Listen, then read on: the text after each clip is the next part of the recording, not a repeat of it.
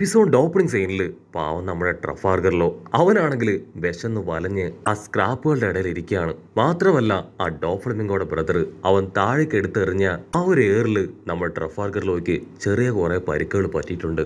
വേദനയും വിശപ്പും മനസ്സിലുള്ള തീരാ പകയൊക്കെ ആയിട്ട് അവനങ്ങനെ മുരച്ചിരിക്കുകയാണ്. എനിക്ക് എങ്ങനെയെങ്കിലും ആ ഡോഫ്ലമിംഗോയുടെ ബ്രദറിനോട് അവനോട് പകരം ചോദിക്കണം. മാത്രമല്ല എനിക്ക് ഡോഫ്ലമിംഗോയുടെ ടീമിൽ ചേർന്ന് ഒരുപാട് പേരെ കൊല്ലണം എന്നൊക്കെ പറഞ്ഞ് അവനങ്ങനെ ഫുൾ കലിപ്പില് ഒരു ഭാഗത്തിരിക്കുകയാണ്. അപ്പോഴായിരിക്കും കറുത്ത കോട്ടും കണ്ണാടിയൊക്കെ വെച്ച ഒരാള് ഇപ്പൊ അവന്റെ അടുത്തേക്ക് വരിക. അത്യാവശ്യമായിട്ട് നിന്നെ ഡോഫ്ലമിംഗോയുടെ ബ്രദറിന് ഒന്നുകൂടെ കാണണമെന്ന് പറഞ്ഞ് ഇപ്പോ നമ്മുടെ ചെക്കനെ കൂട്ടിക്കൊണ്ടു പോവാണ്. ഡോഫ്ലമിംഗോയുടെ ബ്രദർ ട്രഫാർഗർലോയെ നോക്കി ഒന്ന് ചിരിക്കും. അതിനുശേഷം വീണ്ടും അവനെ തൂക്കിയെടുത്ത് ജനലിലൂടെ താഴേക്ക് എറിയുകയാണ്. കോട്ടിട്ട ആളാണെങ്കിൽ വണ്ടറടിക്കുകയാണ്. ഇവിടെ ട്രഫാർഗർലോ അവൻ നിലവിളിച്ച് താഴേക്ക് വീഴും. അതിനുശേഷം അവരെല്ലാവരും ഇപ്പൊ ഫുഡ് കഴിക്കാനായിട്ട് ഇരിക്കുകയാണ്. അപ്പൊ നമ്മുടെ ട്രഫാർഗറിലോ അവൻ ഫുൾ കലിപ്പില് ആ ഡോറൊക്കെ തള്ളി തുറന്ന് അകത്തേക്ക് കയറി വരും. കണ്ട് ഓരോരുത്തരായിട്ട് ഇപ്പോ ട്രഫാർഗറിലോയെ ചീത്ത വിളിക്കാൻ തുടങ്ങും. അതിന് ഡോഫ്ലമിംഗോ പറയും ആരും അവനെ ഒന്നും പറയേണ്ട കാര്യമില്ല, അവനെ വീണ്ടും ഇവിടേക്ക് വിളിച്ചത് അത് ഞാനാണെന്ന് ഡോഫ്ലമിംഗോ പറയും. പക്ഷെ ഡീമണ്ടേയും പിക്കയും അവരെല്ലാവരും അവനെ ടീസ് ചെയ്തുകൊണ്ടേയിരിക്കും. ഉടനെ ട്രഫാർഗറിലോ അവൻ അടിച്ചു പറയും, നിങ്ങൾ ആരൊക്കെ എന്തൊക്കെ പറഞ്ഞാലും എന്തൊക്കെ എന്നെ ചെയ്താലും ഞാൻ ഇവിടം വിട്ട് എവിടെയും പോവില്ല. അവരെല്ലാവരും ഇപ്പൊ ട്രഫാർഗർലോയെ ശരിക്കും നോക്കും. അവന്റെ ബോഡി മുഴുവൻ വൈറ്റ് ലിഡ് ഡിസീസ് അതങ്ങനെ സ്പ്രെഡ് ആയിക്കൊണ്ടിരിക്കുകയാണ്. ആ ഒരു ഡിസീസ് വന്ന ആ രോഗിക്ക് അതിൽ നിന്ന് രക്ഷപ്പെടാൻ ഒരുപാട് ബുദ്ധിമുട്ടേണ്ടി വരും. മാത്രമല്ല ഒരുപാട് വേദനയും ബുദ്ധിമുട്ടും ഒക്കെ തന്നെ സഹിച്ചു വേണം മുൻപിലേക്ക് ജീവിക്കാൻ. ഫ്ലമിംഗോയുടെ അസിസ്റ്റൻസിനാണെങ്കിൽ അത് കാണുമ്പോൾ കുറച്ച് പേടിയാവും. ഏതെങ്കിലും തരത്തിൽ ഇത് ഞങ്ങൾക്ക് പകരുമെന്നൊക്കെ ചോദിച്ച് അവരിപ്പോൾ ട്രഫാർഗർലോയെ വിട്ട് ദൂരേക്ക് മാറി നിൽക്കുകയാണ്. അതിൽ ഡോഫ്ലമിംഗോ പറയും നിങ്ങൾ പേടിക്കേണ്ട ആവശ്യമൊന്നുമില്ല, അത് പകരുന്ന അസുഖമല്ല. ട്രഫാർഗർലോ പറയും എനിക്ക് എന്തൊക്കെ സംഭവിച്ചാലും എൻ്റെ ലക്ഷ്യം അത് ഞാൻ നിറവേറ്റും. മാത്രമല്ല ഡോഫ്ലമിംഗോയുടെ ബ്രദറിനോട് ഞാൻ ഉറപ്പായാലും പകരം വീട്ടും. അത് കേട്ട് ബേബി ഫൈ ആണെങ്കിൽ അവന്റെ തലയ്ക്കൊരു കൊട്ടു കൊടുക്കും. നീ എന്തായി പറയണേന്ന് നിനക്ക് വല്ല ബോധമുണ്ടോ?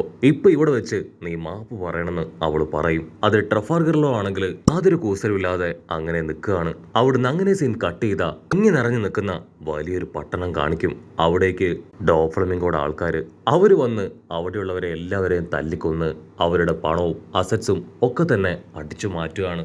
ഉടനെ ബേബി ഫൈ ആണെങ്കിൽ ആ വൈറ്റ് ടൗണിനെ കുറിച്ച് ചോദിക്കും.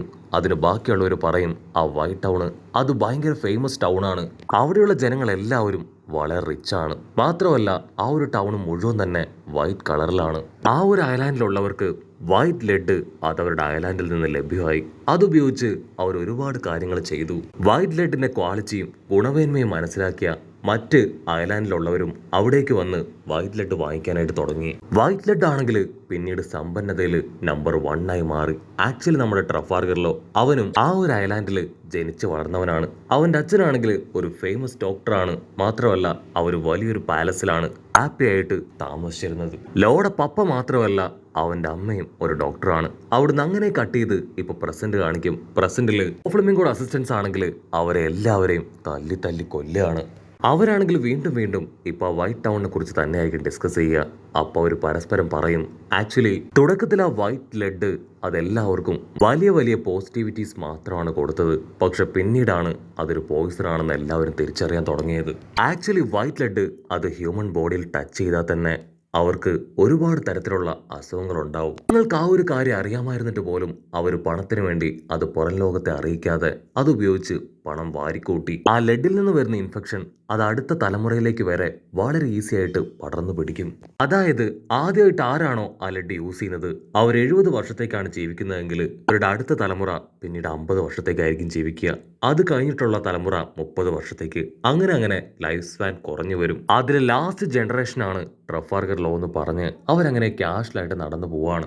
അവിടുന്ന് അങ്ങനെ സീൻ കട്ട് ചെയ്ത് ഇപ്പൊ ഒരു ഫ്ലാഷ് ബാക്ക് കാണിക്കും. ഫ്ലാഷ് ബാക്കിൽ ആ വൈറ്റ് ടൗണിൽ നമ്മുടെ ട്രഫാർഗർലോയും അവന്റെ അമ്മയും സിസ്റ്ററും അവർ 3 പേരും ഒത്തിരി ഹാപ്പി ആയിട്ട് അവിടെ ഒരു പാർട്ടിയൊക്കെ അങ്ങനെ അടിച്ചു പൊളിച്ച് ആഘോഷിക്കുകയാണ്. ട്രഫാർഗർലോയുടെ കുഞ്ഞനുജത്തി ഒരു ഐസ്ക്രീം ഒക്കെ കഴിക്കുമ്പോഴായിരിക്കും പെട്ടെന്ന് അവൾക്ക് നെഞ്ചുവേദന വന്ന് അവൾ താഴേക്ക് വീഴുക. അവളുടെ അമ്മയാണെങ്കിൽ ഇപ്പോൾ ഉടനെ അവൾ ചെക്ക് ചെയ്യാനായിട്ട് തുടങ്ങും. കൈ മുഴുവൻ വെളുത്ത കളറിലായി മാറിയിരിക്കുകയാണ്. അവൾക്ക് തൊട്ട് പിന്നാലെ ആയിട്ട് അവിടെ ഉണ്ടായിരുന്ന ഓരോരുത്തരും ഇപ്പൊ അതേ രോഗലക്ഷണങ്ങൾ കാണിച്ച് താഴേക്ക് വീഴും. അവരെ എല്ലാവരെയും ഹോസ്പിറ്റലിലേക്ക് കൊണ്ടുവന്ന് ഇപ്പൊ വിദഗ്ധമായിട്ടുള്ള ട്രീറ്റ്മെന്റ് കൊടുക്കും. പക്ഷേ ട്രീറ്റ്മെന്റ് ഒന്നും അവരുടെ ബോഡിയിൽ കറക്റ്റായിട്ട് വർക്ക് ആവില്ല. അവരുടെ ബോഡി അതങ്ങനെ പതിയെ പതിയെ വൈറ്റായി മാറി മുടിയടക്കം വെള്ളയായി അവർക്ക് ജീവൻ നഷ്ടപ്പെടുകയാണ്. ട്രഫാൽഗർ ലോയ്ക്കാണെങ്കിൽ അവന്റെ അനുജത്തിയുടെ അവസ്ഥ കണ്ട് ഒരുപാട് വിഷമം തോന്നും. ഒരുപാട് ട്രീറ്റ്മെന്റ് കൊടുത്തിട്ടും അവൾക്ക് യാതൊരു വ്യത്യാസവും ഇല്ല. അവിടെയുള്ള എല്ലാ ജനങ്ങൾക്കും ഇതുപോലുള്ളൊരു അസുഖം അത് പകർന്നു പിടിക്കുന്നു എന്നറിഞ്ഞ അടുത്തുള്ള രാജ്യങ്ങള് ആ ഒരു രാജ്യം അത് സീൽ ചെയ്തു. ആ രാജ്യത്തുള്ളവർക്ക്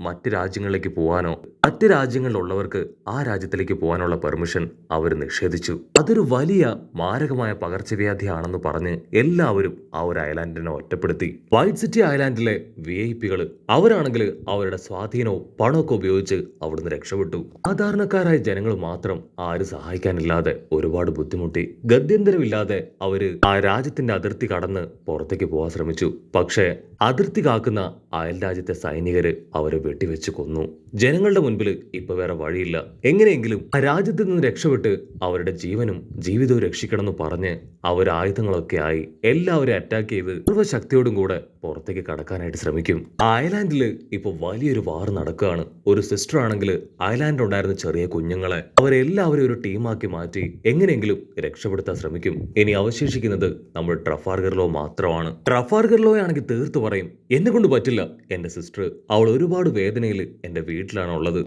അവളെ വിട്ടിട്ട് ഞാൻ എവിടേക്കും ഇല്ല. അതിനാ സിസ്റ്ററും ബാക്കിയുള്ള കുട്ടികളും എല്ലാവരും അവനെ കൺവിൻസ് ചെയ്യും. നീ പേടിക്കേണ്ട ആവശ്യമില്ല. നമ്മളെ എല്ലാം സേഫാക്കി കഴിഞ്ഞ അടുത്ത ട്രിപ്പിന് തീർച്ചയായിട്ടും അവളെ പോലുള്ള കുഞ്ഞുങ്ങളെ രക്ഷിക്കും. അവളെ മാത്രമല്ല ഈ ഐലാൻഡില് ആരൊക്കെ ജീവനോടുകൂടെ ബാക്കിയുണ്ടോ അവരെ എല്ലാവരും രക്ഷിക്കുമെന്ന് പറഞ്ഞ് അവനെ കൺവിൻസ് ചെയ്ത് കൊണ്ടുപോവാണ്. അവിടുന്ന് അങ്ങനെ സീൻ കട്ട് ചെയ്ത് ട്രഫാൽഗർ ലോയുടെ വീട് കാണിക്കും. വീടിന് മുന്നിൽ ഒരുപാട് പേര് ഡോക്ടറെ വിളിച്ച് കരയാണ്. ട്രഫാൽഗർ ലോയുടെ പപ്പ ഗവൺമെന്റിനോട് സഹായം ചോദിക്കും. പ്ലീസ്, ഞാൻ പറയുന്നത് മനസ്സിലാക്ക്. അത് ഒരു പകർച്ചവ്യാധിയൊന്നും അല്ല. ചില മെഡിസിൻസ് ഉണ്ടെങ്കിൽ ഈസി ആയിട്ട് അത് ക്യൂർ ചെയ്യാൻ പറ്റും. എങ്ങനെയെങ്കിലും അതെനിക്ക് എത്തിച്ചു തരണം. പക്ഷെ ഗവൺമെന്റ് ആണെങ്കിൽ ആ അപേക്ഷ കേൾക്കാൻ തയ്യാറാവാതെ ഫോൺ ഡിസ്കണക്ട് ചെയ്യുകയാണ്.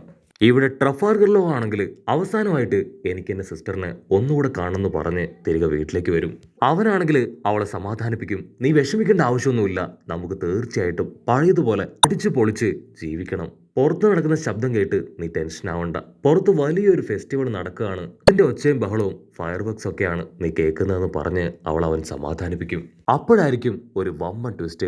ആ ഒരു ഡിസീസ് അത് സ്പ്രെഡായവരെ എല്ലാവരെയും ഗവൺമെന്റിന്റെ സോൾജിയേഴ്സ് അവർ ഓൺ ദ സ്പോട്ട് വെട്ടിവെച്ച് കൊല്ലുകയാണ്. ട്രഫാൽഗർ ലോ ആണെങ്കിൽ ആരുടെയും ശ്രദ്ധയിൽപ്പെടാതെ അവന്റെ അനുജത്തെ ഒരു കബോർഡിൽ വെച്ച് ലോക്ക് ചെയ്യും. അതിനുശേഷം അവൻ പുറത്തേക്ക് വന്ന് നോക്കും. ജീവനറ്റ് കിടക്കുന്ന അവന്റെ അച്ഛനെയും അമ്മയായിരിക്കും അവൻ കാണുക. ലോ ആണെങ്കിൽ ഒരുപാട് കഷ്ടപ്പെട്ട് ബുദ്ധിമുട്ടി അവരുടെ കയ്യിൽ നിന്ന് രക്ഷപ്പെട്ട് ഒരു ഭാഗത്ത് പോയിട്ട് ഒളിച്ചിരിക്കും. പ്രശ്നങ്ങളൊക്കെ അല്പം ഒന്ന് അടങ്ങിയതിനു ശേഷം അവൻ പുറത്തേക്ക് വരും. അപ്പൊ അവൻ കാണും ഒരുപാട് ഡെഡ് ബോഡികൾ അതിങ്ങനെ കൂട്ടിയിട്ടിരിക്കുകയാണ്. മാത്രമല്ല അവനെ കൂട്ടിക്കൊണ്ടു പോകാനായിട്ടിരുന്ന ആ സിസ്റ്റേഴ്സും കുട്ടികളും എല്ലാവരും മരിച്ചു കിടക്കുകയാണ്. ട്രഫാൽഗർ ലോയ്ക്കാണെങ്കിൽ എന്താ ചെയ്യണ്ടേ എന്താ പറയണ്ടേന്ന് അറിയില്ല. അതിനുശേഷം അവനവന്റെ വീടിന് മുൻപിലേക്ക് വരും. ആ വീടാണെങ്കിൽ വലിയ തീയില് കത്തി എരിയാണ്. കട്ട് ചെയ്ത ഈ സ്റ്റോറി എല്ലാം കേട്ട് ബേബി ഫൈ അവള് കരയാണ്. അതേസമയം ഇവിടെ നമ്മുടെ ട്രഫാൽഗർ ലോ അവനാണെങ്കിൽ ഒരു വമ്പൻ കത്തിയൊക്കെ എടുത്ത് ഒരാളുടെ പുറകിൽ നിൽക്കുകയാണ്. മറ്റാരുടെയല്ല, ആ ഡോഫ്ലമിംഗോയുടെ ബ്രദറിന്റെ തൊട്ട് മുൻപിൽ.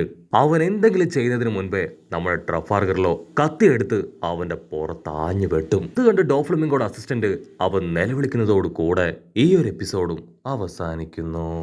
എപ്പിസോഡ് ഇഷ്ടപ്പെടുകയാണെങ്കിൽ തീർച്ചയായിട്ടും ലൈക്ക് ചെയ്യാനും കമന്റ് ചെയ്യാനും ഷെയർ ചെയ്യാനും മറക്കല്ലേ. അടുത്തൊരു അടിപൊളി എപ്പിസോഡുമായിട്ട് കാണുന്നവരെ it's me with Mallu episode.